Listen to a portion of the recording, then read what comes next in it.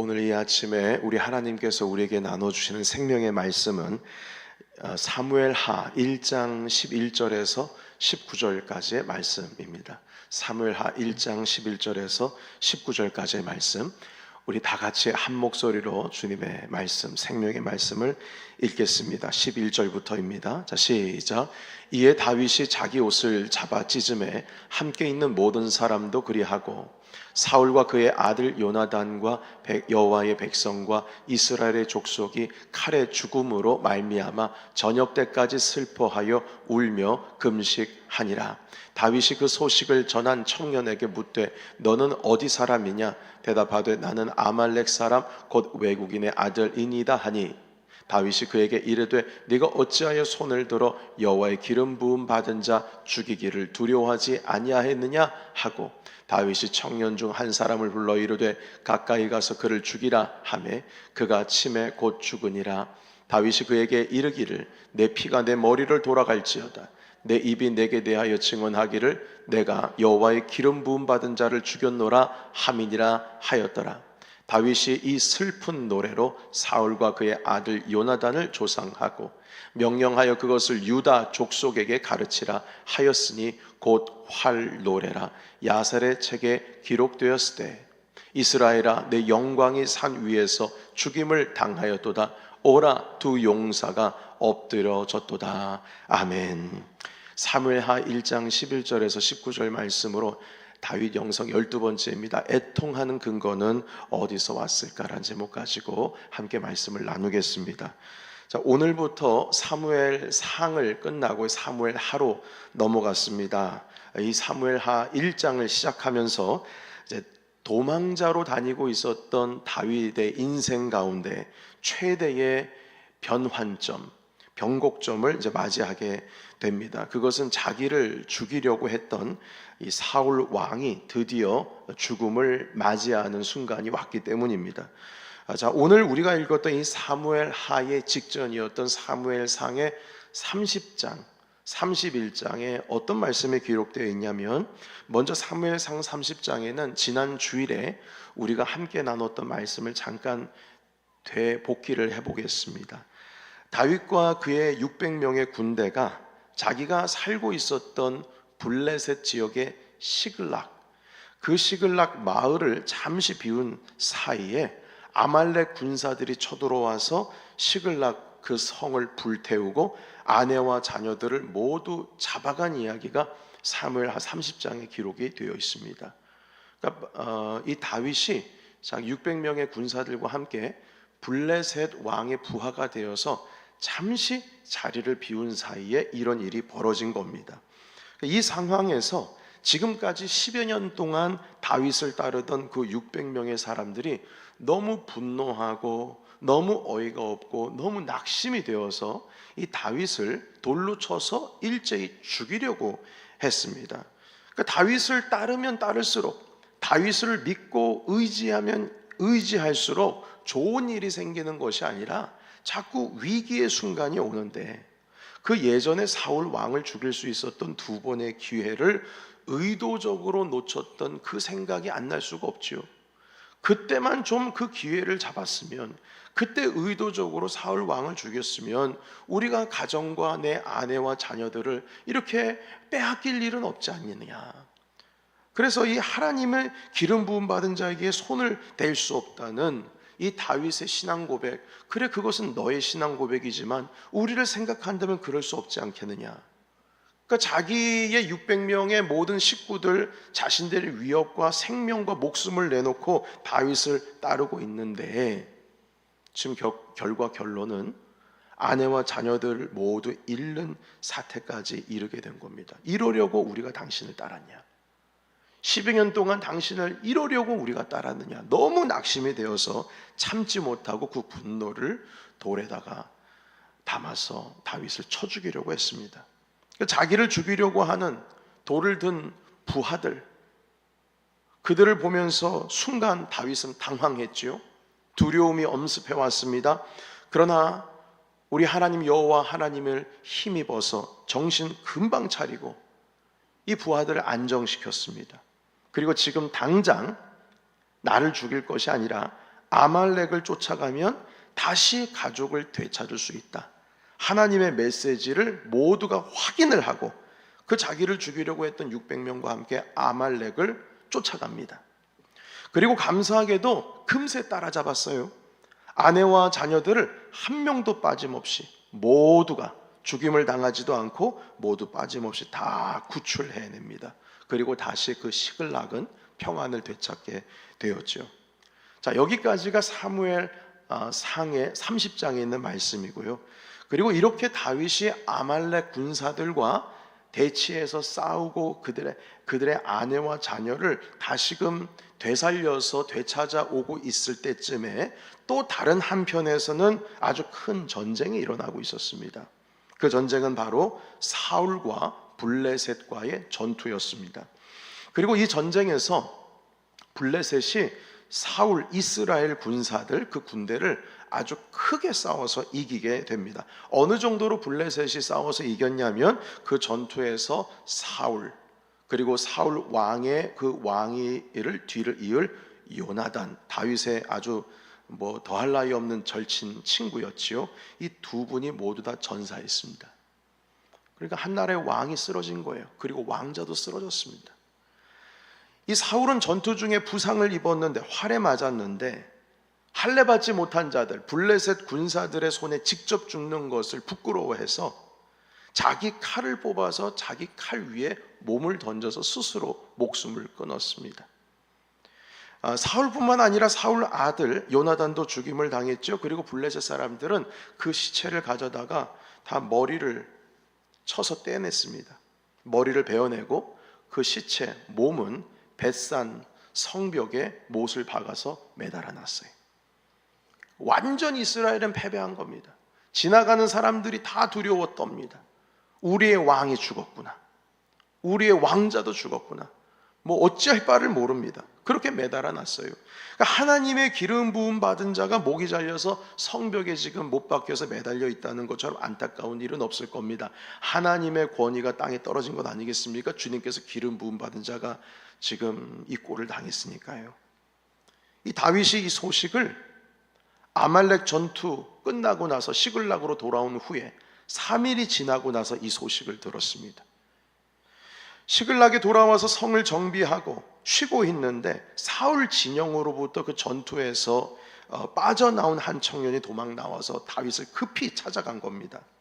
이 청년은 지금 사울과 요나단이 죽었고 이스라엘 군대가 블레셋에게 아주 크게 당했다는 소식을 전하게 됩니다.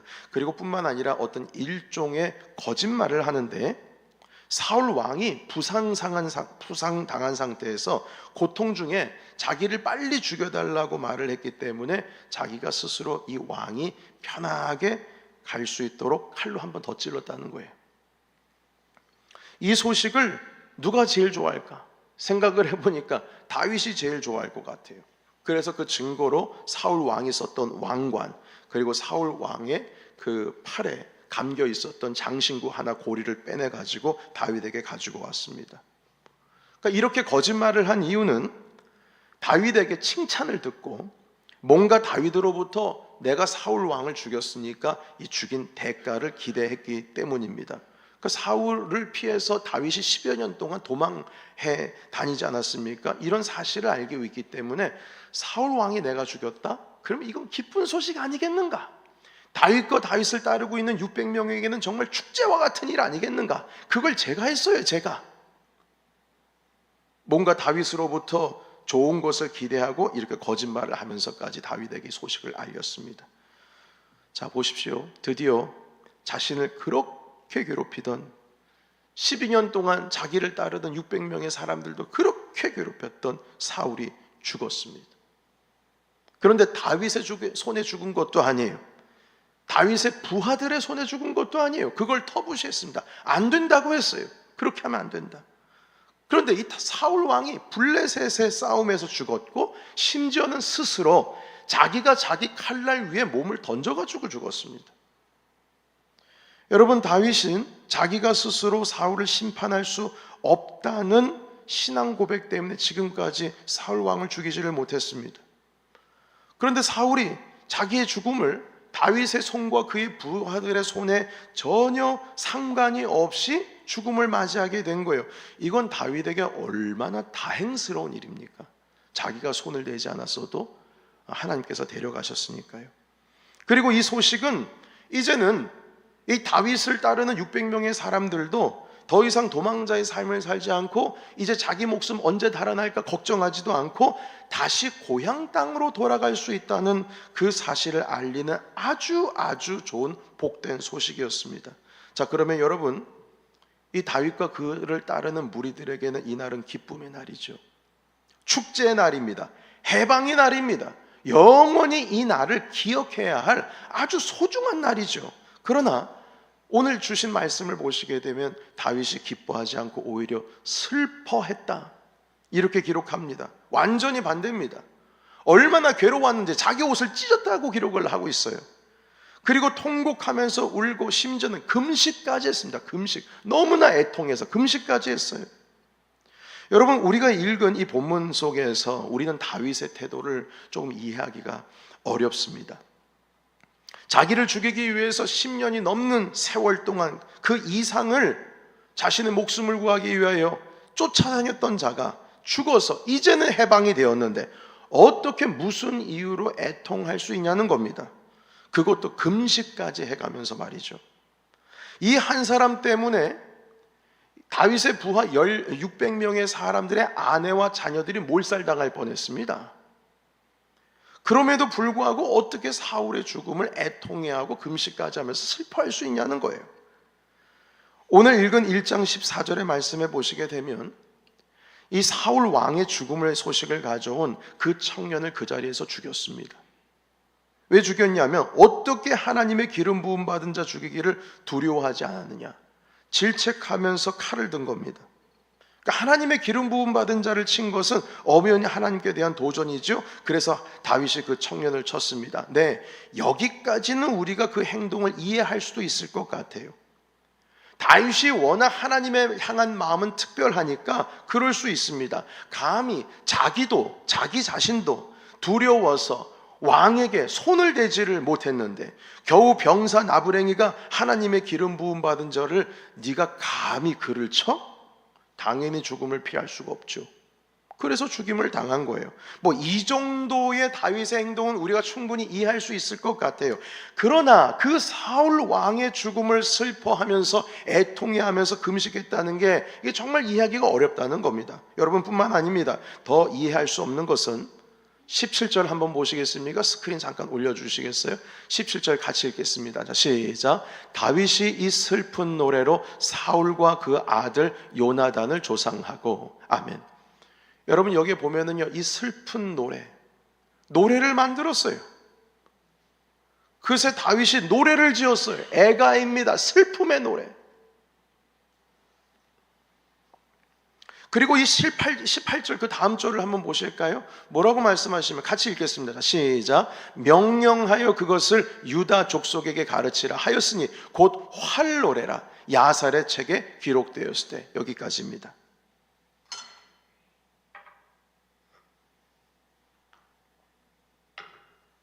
다윗이 18절에 보시게 되면 이 노래를 유다 족속에게 가르치라고 했어요. 그런데 이게 명령입니다. 명령.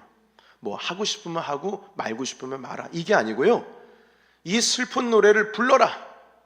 그리고 유다 족속에게 가르쳤어요. 여러분, 유다 족속이란 뜻은요, 12개의 지파 중에 다윗 자기 자신에 속해 있는 지파입니다. 나머지 12지파가 아니에요. 베냐민, 사울 왕 베냐민 지파가 아닙니다. 유다 지파, 자기가 속해 있는 자기 혈통이 있는 유다 지파입니다.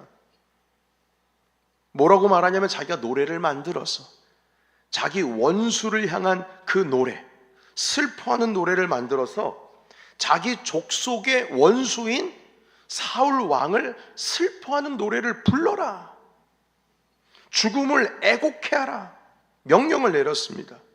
여러분, 이해가 되십니까? 어떻게 이 슬퍼하는 노래를 자기 혼자만 부르면 됐지, 자기를 따르고 있는 유다 족속들 모두에게, 다른 사울 왕이 속해 있는 베냐민 족속도 아니고 다른 족속도 아니고 그 사울 왕의 적국이었던 적의 그 뭐라 그럴까요? 족속이었던 것과 같은 유다 족속에게 어떻게 이걸 부르라고 명령을 내릴 수가 있는 것이죠. 이해가 되십니까, 여러분? 자, 이것이 우리가 본받아야 할 다윗의 영성입니다. 바로 긍휼의 마음이죠. 적군이든 아군이든 원수든 그렇지 않든 불쌍히 여기는 그 긍휼의 마음이 다윗을 뒤덮은 겁니다. 머리끝에서 또 발끝까지 완전히 뒤덮은 거예요. 그 긍휼의 마음이요. 긍휼의 마음은 요상한 힘을 발휘합니다. 긍휼의 마음, 불쌍히 여기는 마음에는 용서하는 마음이 포함되어 있어요. 불쌍하니까 용서하는 겁니다. 불쌍하니까 못 봐주겠다는 거죠. 한 빵가게의 가판대에서 빵이 자꾸 없어집니다. 주인이 가판대를 이렇게 잘 만들어 놨는데 잠깐 안 보는 사이에 보니까 하나가 없어져 있어요. 그러니까 누군가가 훔쳐간 거죠. 그런데 저녁에도 보니까 또 없어져 있어요. 아니, 내가 잘 지키고 있는데 이게 어떻게 된 일인가? 하루 이틀이 아닙니다. 희한하게 주인이 잠깐 딴 데를 살펴본 사이에 이렇게 정신없이 다른 바쁜 일을 하다가 뒤로 돌아서면 또 몇 개가 없어져 있어요. 이거 도둑놈이 있구나. 알고 보니 어린아이 하나가 지속적으로 이 빵을 훔친 겁니다. 드디어 그 아이를 잡았어요. 그리고 그 아이를 다그쳐서 야, 네 엄마 아빠 어디 계셔? 가자. 뭐 한두 번도 아니고 이거 완전 습관이네. 너 이렇게 살다가 나중에 어떻게 커서 어떻게 하려고 그래? 엄마 아빠 찾아와. 뭐 한두 개면 내가 용서할 줄 모르겠는데 도저히 이번엔 안 되겠다. 그리고 훔친 이유를 물었습니다. 훔친 이유를 들어보니까 이 아이가 알고 보니 고아예요. 그것도 동생 셋을 키우는 고아입니다. 어린아이 가장이죠. 너무 배고파서, 내 동생도 먹어야 됐는데 너무 배고파서 훔쳐서 애들 먹인 거였던 거예요. 이 빵가게 주인은 그 이야기를 듣고 이 아이를 용서해 줬습니다. 용서해 줬을 뿐만 아니라 심지어 빵을 더 주면서 언제든지 배고프면 오라고 했어요. 언제든지 오면 아저씨가 너 빵 줄게. 그리고 훔칠 생각하지 말고 그냥 언제든지 와. 언제든지 빵 줄게. 이 빵가게 주인의 마음에 긍휼히 여기는 마음이 생겼습니다. 이 긍휼 때문에 모든 것이 없었던 것처럼 용서해 줬을 뿐만 아니라 그 아이의 상황을 함께 슬퍼하고 함께 이 아이를 격려하는 것까지 바뀌었다는 것이죠. 여러분, 오늘날의 리더는 이렇게 긍휼히 여길 줄 아는 자입니다. 긍휼히 여길 줄 아는 자가 진짜 리더고요, 긍휼히 여길 줄 아는 자가 참된 그리스도인입니다. 오늘날에는 이런 긍휼이 사라진 시대를 우리가 살아가고 있습니다. 그 대표적인 것이 전쟁과 테러가 끊이지 않는다는 겁니다. 아니, 난민들이 있는 곳에 어떻게 미사일을 쏠 수가 있어요? 어떻게 그들이 타겟이 될 수가 있습니까? 병원에 환자들이 있는데 그 가운데에 부상 입은 적군의 리더가 있다고 해서 어떻게 병원을 공격 대상으로 삼을 수 있습니까? 민간인들 사는 곳에 미사일 떨어뜨리는 것을 서슴지 않습니다. 이건 무엇이냐면 이념이 긍휼을 뛰어넘은 거예요. 자국의 이익이 긍휼을 덮어버렸습니다. 보복의 마음이 보복하고자 하는 마음이, 그 미움, 증오가 긍휼의 마음을 덮었습니다. 며칠 전에는 트럼프 대통령, 전 대통령이 테러의 위기 가운데 목숨 잃을 뻔했죠. 이 일 때문에 무고한 시민 한 3명인가요? 1명은 돌아가시고 2분은 치명상을 입었는데, 그렇게 많은 인파가 모인 곳에 그 한 사람 죽이겠다고, 자기가 믿고 있는 이념에 충실해서 그 한 사람 죽이겠다고 아이들도 있고 사람들도 있고 노약자들도 있는 그곳에 총을, 방아쇠를 당겼는데 8발이나 당겼어요. 여러분, 긍휼의 마음이 있었다면 감히 그런 태도를 시도조차 하지를 못하죠. 트럼프 대통령을 향한 증오의 마음은 있다 쳐요. 그런데 그 뒷변 배경에 그 전당대회에서 응원하기 위해서 모인 그 사람들은 뭡니까? 그 아이들은 뭐가 되겠어요? 그 돌아가신 그 남성분은 아버지예요. 자기 가족을 보호하기 위해서 자기 가족을 몸으로 덮었어요. 그래서 대신 맞은 거예요. 아니, 그런 일을 왜 그 가정에서 겪어야 하냐는 것이죠. 그러니까 정신이 없는 거예요. 자기가 생각하는 옳다고 하는 이념, 이것이 불쌍히 여기는 마음을 뒤덮어가지고 누가 죽든 말든 상관하지 않고 그냥 방아쇠를 당긴 겁니다. 그것도 8발씩이나. 여러분, 경쟁의 시대를 우리는 살아가고 있습니다. 경쟁의 시대. 경쟁에서 내가 이기려면 이 자본주의 시대에서 내가 경쟁에서 이겨야 되지 않겠습니까? 그래야지 내가 성장하지요. 그래야지 내가 먹고 잘 살지요. 누군가를 깔아뭉개야 되고 죽여야 됩니다. 긍휼의 마음이 없이 냉정한 마음을 가져야 꼭대기까지 올라갈 수가 있어요. 이 긍휼의 마음이 없어야, 오히려 냉정해야, 그래야지 성공을 이룰 수 있는 그런 상황을 수많은 영화 속에서 그려주고 있습니다. 누군가가 땅에 뭉개지고 누군가가 죽어야 내가 그 위에 올라갈 수 있는 이런 시대에 우리가 살아가고 있죠. 국가적으로 볼까요? 반도체 시장 손에 거머쥐고 이걸 보호하기 위해서 한 나라 타이완을 중간에 두고 어떤 명목인지 모르겠는데 큰 나라 국가 2개가 서로 대치하고 있지 않습니까? 석유 시장의 패권을 얻기 위해서 전쟁도 일으킬 수 있다는 것은 이미 그 경쟁의 구도가 긍휼의 마음이라고 하는 것을 뒤덮어버린 겁니다. 지도자가 긍휼의 마음이 없으면 전쟁이 아무것도 아니에요. 그냥 말 한마디로 전쟁 일으킬 수 있는 겁니다. 핵 미사일 발사할 수 있는 거예요. 긍휼의 마음이 없으면 그래요. 여러분, 21세기에 러시아가 우크라이나를 쳐들어갈지는 상상이나 했겠습니까? 에이, 설마 전쟁이 일어날까? 지금이 어느 때인데 뭐 혼자 살아가나? 지금 서로가 다 네트워크가 되어 있고 국가가 서로 인정해 주지 않으면 살 수가 없는 시대인데 어떻게 말도 안 돼. 그 전쟁 안 일어날 거야. 설마 했지요. 그런데 지금 몇 년째입니까? 3년째지 않습니까? 지도자의 마음에 긍휼의 마음이 없으면 어떻게 전쟁을 일으킬 수가 있겠어요? 전쟁은 자멸인데요. 자국민의 국민들이 나가서 싸워서 젊은 청년들이 죽어나가고 있는데 어떻게 그 전쟁을 지금까지 유지시킬 수가 있겠습니까? 여러분, 오히려 전쟁을 일으킨 나라의 지도자를 국민의 90%가 지지하는 것, 여러분, 이거 긍휼을 상실한 시대입니다. 이럴 수가 없는 거예요. 모두 제정신이 아니에요. 이러한 어떤 긍휼의 마음이 없는 것은 우리의 삶 속에서도 보기 쉽게 발견이 되는 현상입니다. 자녀가 90점 맞아가지고 집으로 돌아왔는데 엄마한테 혼이 나요. 왜 혼나는 줄 아세요? 조금만 더 잘하면 100점 맞을 수 있었는데 어떻게 90점을 맞아왔냐는 거예요. 여러분, 그러신 적 없으세요? 칭찬하는 것이 인색해요. 질책이죠. 아니, 공부를 하지 않은 것도 아니에요. 열심히 하고 있어요. 열심히 하고 있는데 이 아이는요, 엄마한테 인정받기 위해서 엄청나게 열심히 일합니다. 그런데 결국에는 욕먹어요. 긍휼이 없습니다. 아이가 얼마나 고생하는지, 얼마나 힘이 드는지 부모님의 세대가 부모가 돼서도 그걸 몰라요. 여러분, 긍휼의 마음이 사라지면 이면에 소중한 빛을 발견을 하지를 못합니다. 만약 예수님께서 긍휼의 마음을 가지지를 못하셨다면 삭개오라고 하는 그 난장이 그 텍스 컬렉터의 이면에 있는 회개의 마음을 이끌어내지를 못하셨을 거예요.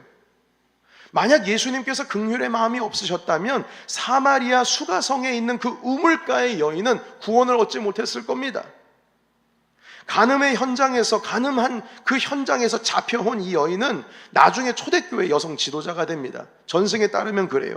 그런데 만약 예수님께서 이 여인을 긍휼히 여기지 않으셨다면 이 여인은 자기 안에 잠재되어져 있는 영적인 능력 써보지도 못하고 유대인들 손에 돌에 맞아 죽었을 겁니다. 예수님은 자기를 죽이려고 하는 예루살렘, 그 예루살렘을 감람산에서 바라보시면서 우셨어요. 마지막에 말입니다. 여러분, 우리가 언젠가 한번 성지순례를 갈 수 있는 기회를 얻으면 참 좋겠는데 저도 가보지를 못해서 여러분들과 함께 꼭 가보고 싶습니다.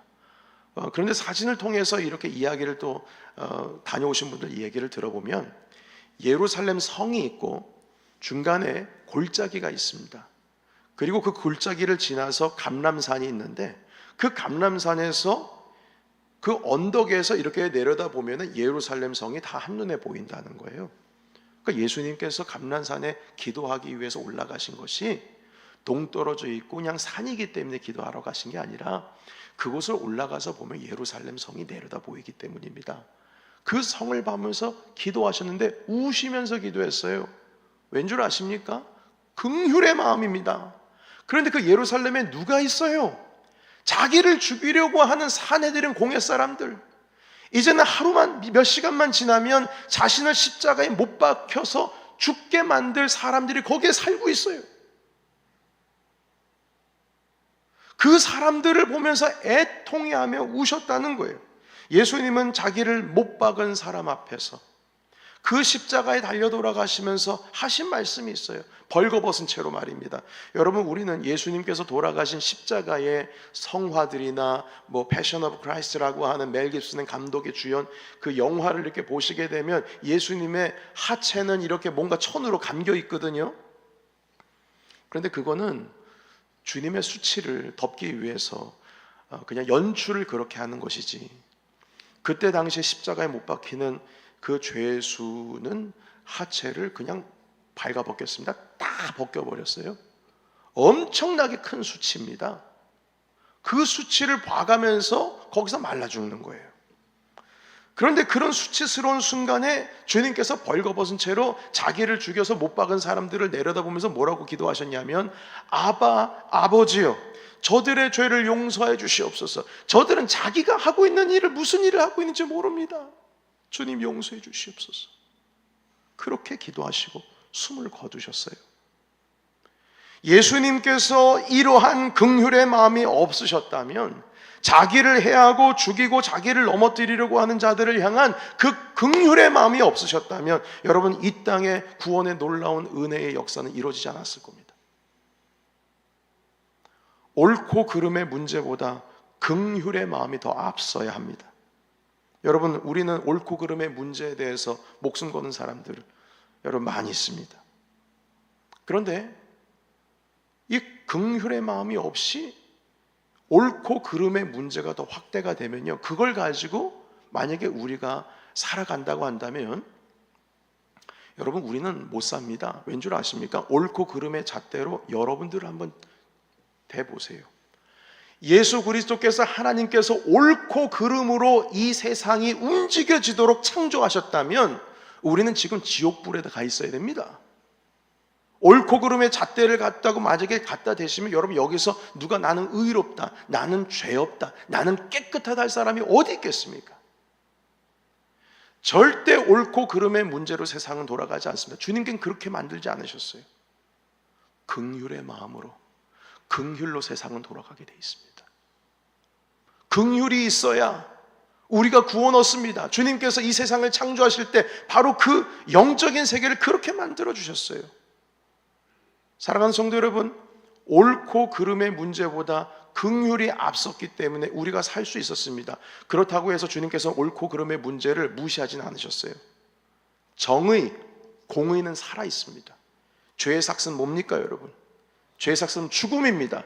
그 죽음을 기피하지 않습니다. 그러나 주님께서는 우리가 그 죽음을 감당할 수 없으니까 옳고 그름의 문제, 바로 그 정의와 공의의 문제를 없이 할 수는 없기 때문에 당신이 그 죄를 뒤집어 쓰셨어요. 그리고 본인이 돌아가셨어요. 옳고 그름의 문제, 정의와 공의 위에 긍휼로 덮어버린 겁니다. 옳고 그름이 긍휼을 덮은 것이 아니라 옳고 그름을 긍휼이 덮었습니다. 그래서 오늘 이 시간 우리가 예배할 수 있는 거죠. 여러분, 아무리 옳은 말이라 해도 유익이 되지 않는 말이 있다는 사실을 명심해야 합니다. 옳은 말이 다 유익이 되는 건 아니에요. 틀린 말을 하지는 않았는데, 틀린 말이 아닌데 그러잖아요. 난 틀린 말 하지 않아. 나는 내가 평생에 틀린 말 한 적이 없어. 네, 좋습니다. 그런데 그 틀린 말은 하지 않았는데 그 말이 다 유익하지는 않습니다. 유익하지 않은 그때가 언제인가? 긍휼을 잃어버린 그 마음, 그 긍휼의 마음을 잃어버린 상태에서 옳은 말을 하게 되면 그 옳은 말 때문에 틀리지 않았다고 자부하는 그 말 때문에 그 말을 듣는 사람의 삶이 다 뭉개져 버립니다. 뭉개져 버려요. 옳은 말은 맞아요. 틀린 말은 아니에요. 그런데 내 삶이 무너져요. 유재석 씨가 그 유키즈라고 하는 그 프로그램에서 지나가던 어떤 여자아이를 하나를 자꾸 물어봤어요. 이거는 뭐 각본이 짜여진 게 아닙니다. 그냥 어린아이를 잡아서 대화를 나눠 보니까 너무 똑똑한 것 같아가지고 질문 안 했어요. 그것은 무엇이냐면 얘야, 잔소리는 뭐고 충고는 뭐인 것 같아? 잔소리와 충고의 차이점은 뭘까요? 라고 물었어요. 그러니까 이 아이가 하는 말이 있어요. 잔소리는요, 왠지 모르게 기분이 나빠요. 엄마가 잔소리하면요, 왠지 모르게 기분이 나빠요. 그런데 충고하면요, 더 기분 나빠요. 그게 잔소리와 충고의 차이점이에요. 그 둘 다 뭐예요? 기분 나쁘다는 거예요. 근데 잔소리가 틀린 적이 있습니까? 엄마의 충고가 틀린 적이 있어요? 그런데 유익하지 않을 때도 있다는 겁니다. 긍휼이 덮어야 됩니다. 자녀를 불쌍히 여기는 마음, 거기에서부터 해결점이 보인다는 것이죠. 여러분, 우리의 행동은 우리의 영성에서 나와야 됩니다. 우리의 영성은 예수 그리스도를 닮은 삶에서 나와야 합니다. 그런데 그 예수님을 닮은다는 것은 예수님께서 하신 그 행위를 담는 게 아니라 예수님의 영성을 담는 거예요. 왠 줄 아십니까? 영성에서 바른 행위가 나오거든요. 그 영성이 담기지 않은 행동은 예수님께서 하신 행동을 우리가 모방한다고 해도 행동은 똑같아 보이지만 완전히 다른 행동입니다. 왠 줄 아십니까? 영성이 다르니까. 여러분, 누구를 도와도요, 정말 긍휼히 여기는 마음에서 돕는 것이 있는가 하면 내가 자랑하기 위해서, 생색내기 위해서, 내가 칭찬받기 위해서 돕는 일이 있을 수도 있어요. 선교를 해도 내가 하나님의 복음의 전파의 말씀이 정말 전파되기를 간절히 소망하는 마음으로, 긍휼히 여기는 마음으로 선교에 동참하시는 분이 있는가 하면 선교 동참을 해야 내가 그래도 인정받으니까. 옛날에 여러분 아나니와 삽비라가 그랬죠. 바나바께서 자기네 모든 가옥을 팔고 집 팔고 밥 팔아가지고 사도행전에 보시게 되면 그걸 가지고 가난한 자들을 다 나눠주니까 자기도 그걸 보고 나도 이렇게 해야지, 나도 인정받는 사람이 돼야 되겠지 해서 집을 팔긴 팔았는데, 땅을 팔긴 팔았는데 그 중에 일부를 가지고 와서 베드로 앞에 딱 내놓았잖아요. 어떻게 됐습니까? 그 두 분 하늘 날아가셨어요. 성령께서 그냥 목숨 가져가셨어요. 똑같이 행동했는데 영성이 다릅니다. 영성이. 예수님을 닮는다는 것은 행위를 닮는 게 아니에요. 영성을 닮는 거예요. 바로 예수님의 모든 사역의 근반에는 긍휼의 영성이 있었습니다. 아무리 사역 봉사 열심히 잘 해도요, 긍휼의 마음에서 시작하지 않고 긍휼이 나의 사역에서 보이지를 않는다면 그 봉사와 사역은 의미가 없습니다. 아무리 열심히 일하는 사람을 두고 제대로 하지 못한다고 옳고 그름의 잣대를 딱 내보이면서 비난하고 질책을 하면 그건 결과만 보시는 분이지, 그 시작이 되어야 하는 긍휼의 마음을 얻지를 못한 사람이라는 겁니다. 여러분, 예수님은 눈에 보이는 결과를 위해서 사역하신 것이 아니라 긍휼이라고 하는 그 마음에서 사역을 시작하셨습니다. 만약 결과를 보고 사역을 하셨다면 베드로를 버리셔야만 했습니다. 옳고 그름의 잣대로 보면 베드로는 버려야 될 사람이에요. 왜냐? 주님을 배신했잖아요. 그것도 3번씩이나. 그것도 나머지 동생 뻘되는 12명의 11명의 제자들 앞에서 주는 그리스도이셔 살아계신 하나님의 아들입니다. 주님, 절대 그런 일은 없을 겁니다. 제가 목숨 걸고 주님 지키겠습니다. 했던 사람 아닙니까? 그런데 사람들 다 보는 앞에서 3번 부인했어요.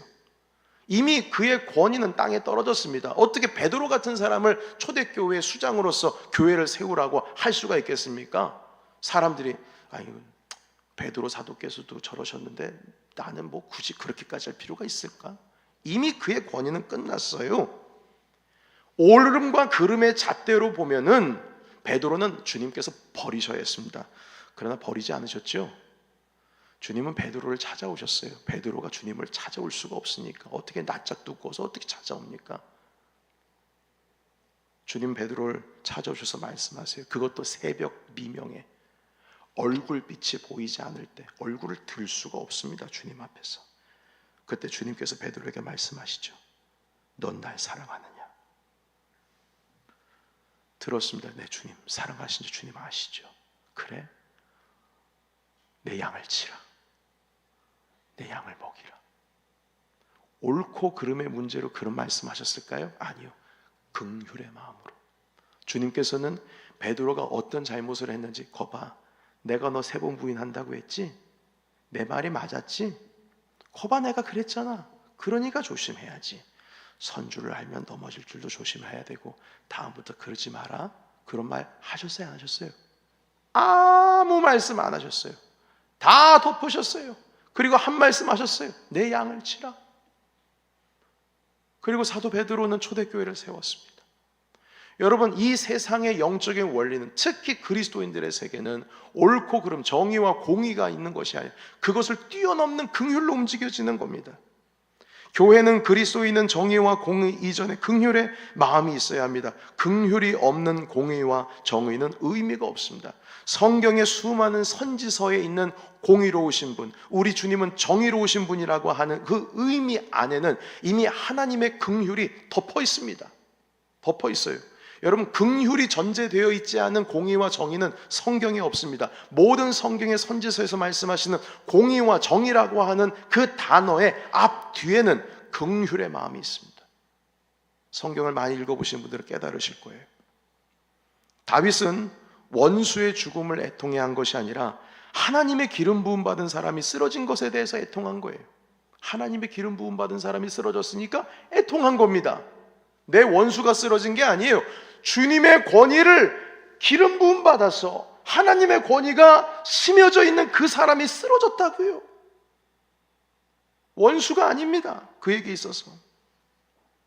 다윗은 이제 도망자의 삶을 그만해도 된다고 생각해서 마냥 기뻐할 수 없었던 이유가 있었습니다. 그것은 하나님의 군대가 패배를 했기 때문입니다. 하나님의 군대가. 이스라엘 백성들은 군대로서 전쟁하러 나갈 때 하나님께 예배하고 주님께서 나와 함께 하실 것을 믿으며 주 여호와 하나님 전능하신 엘사다의 하나님 아버지 이름으로 나간 거거든요. 그런데 그 군대가 쓰러졌어요. 애통해야 할 일이죠. 더욱이 사울 왕과는 이제는 다윗이 화해를 할 수 있는 기회가 없습니다. 잃어버렸어요. 사울 왕은 하나님 아버지 앞에서 회개하고 회복할 수 있는 기회를 잃어버렸습니다. 여기서 기뻐할 일이 뭐가 있겠어요? 다 슬퍼할 일이죠. 긍휼의 눈으로 보면 모든 것이 슬퍼할 일입니다.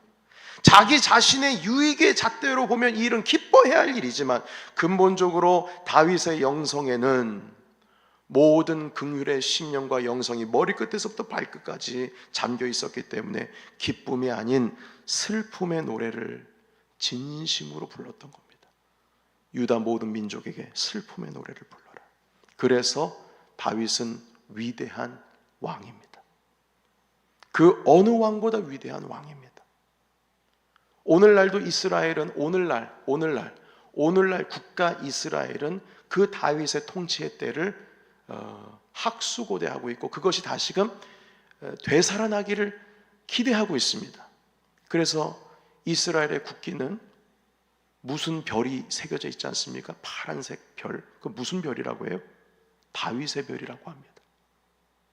그때 통치 시대를 그리워하고 있는 거예요. 그 긍휼의 마음을 장착한 혈통 유다 지파에서 주 예수 그리스도께서 나셨습니다. 그 긍휼의 마음은 우리 하나님 여호와 아버지의 마음입니다. 그 아버지의 마음이 온 세상을 구원하신 십자가의 고통을 감내케 하셨습니다. 그리고 우리를 죄에서 구원하셨죠. 사랑하는 성도 여러분, 말씀을 정리하겠습니다. 내 마음을 힘들게 하는 상황이 펼쳐지십니까? 옳고 그름으로 따지기 전에 먼저 긍휼의 마음을 가지시기를 예수의 이름으로 축원합니다. 내가 손해보는 일이 일어납니까? 긍휼이라는 마음으로 넉넉한 마음을 가지세요. 넉넉한 마음. 우리 예수님의 속은 좁지 않습니다. 넉넉합니다. 넉넉하세요. 내가 많이 불편해할 일이 있습니까? 내가 마음에 들지 않다 할지라도 긍휼의 마음으로 바라보십시오. 이 긍휼의 마음을 가질 때에 예수 그리스도의 그 평강이 우리 가운데 임하실 줄로 믿습니다. 그리고 하나님께서, 그리스도께서 여러분 칭찬하실 거예요. 위로하실 것입니다. 애통하는 자가 복이 있나니. 산상수훈입니다. 주님께서 말씀하십니다. 애통하는 자가 복이 있나니 저들이 하나님의 위로를 받을 것이에요. 사랑하는 성도 여러분, 애통해 하십시오. 모든 상황 속에서 옳고 그름의 문제 그 위에 긍휼의 마음을 두십시오. 그렇다면 주님께서 여러분들을 위로하실 겁니다. 그리고 하나님의 참된 기쁨이 여러분 가운데 임해 주실 줄 믿습니다. 이 마음으로 그리스도인의 삶으로 하나님의 자녀의 삶으로 이 세상을 승리하며 나가신 저와 여러분이 되시기를 예수의 이름으로 축원합니다. 아멘. 기도하겠습니다. 살아계신 하나님, 옳고 그름의 문제를 뒤덮은 긍휼의 마음을 우리에게 허락하여 주시옵소서. 아버지, 이 세상은 긍휼로서 주님께서 이 땅을 창조하셨고 이 세상을 긍휼로 구원하셨습니다. 예수 그리스도의 십자가 위에는 공의와 정의도 있습니다만 그 공의와 정의를 하나님 긍휼로 뒤덮으셔서 정말 어느 곳으로도 해결할 수 없는 이 죄의 문제를 하나님 주님께서는 자기의 스스로의 몸을 던지셔서 우리를 구원해 주셨습니다.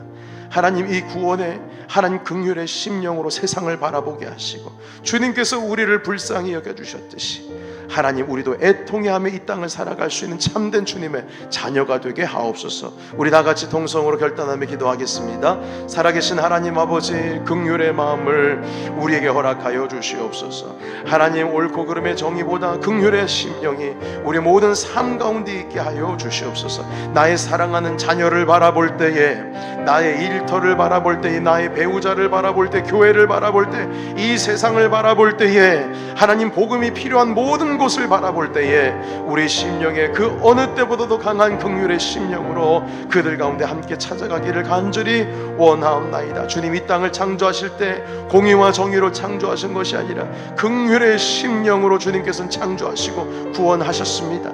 그 하나님 영적인 원리를 우리가 가슴에 담기를 원합니다. 주님 바라보기를 원합니다. 주님의 성도, 이곳에 모인 모든 자들이 그리스도의 그 영성, 다윗의 영성을 본받기를 원하며 긍휼의 심령으로 이 땅 가운데 놀라운 주님의 은혜 가운데 있게 하여 주시옵소서.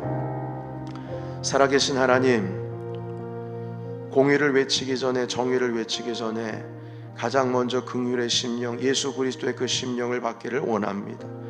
예루살렘을 향하여 자기를 죽이려고 하는 사람들을 향하여 용서해 주시옵소서. 저희들이 하는 일이 뭔지 모릅니다.